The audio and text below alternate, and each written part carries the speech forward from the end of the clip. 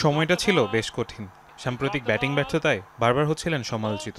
Gallery থেকে ভেসে আসতো দুধ্বনি। পাকিস্তানের সাবেক ক্রিকেটাররা তাকে প্রশ্নবিদ্ধ করছিলেন বারবার। সব সমালোচনার এক মোক্ষম জবাব দিলেন সেঞ্চুরি করে।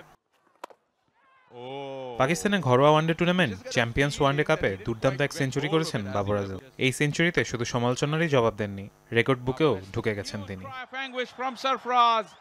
এই ম্যাচে স্টালিয়ান্সের হয়ে খেলেছেন বাবর। তার সেঞ্চুরিতে স্টালিয়ান্স ১৭৪ রানের বড় ব্যবধানে হারিয়েছে ডলফিন্সকে। দীর্ঘদিন ধরে ফর্ম হারিয়ে ফেলা বাবরের জন্য এই সেঞ্চুরি যেন এক পশলা বৃষ্টি হয়ে এসছে। মাত্র ১০০ বলে করেছেন ১০৪ রান। ৭টি চার ও ৩টি ছক্কা দিয়ে সাজানো ছিল তার এই ইনিংস। বাবরের সর্বশেষ হাফ সেঞ্চুরি ছিল কয়েক মাস আগে। সর্বশেষ ২ আইসিসি ক্রিকেট বিশ্বকাপে তার পারফরমেন্সের গ্রাফ ছিল নিম্নমুখী। পাকিস্তান ক্রিকেট বোর্ড এক বিবৃতিতে জানায়, প্রথম পাকিস্তানি ব্যাটার হিসেবে লিস্টে ক্রিকেটে ৩০টি শতক ছুঁয়েছেন বাবর।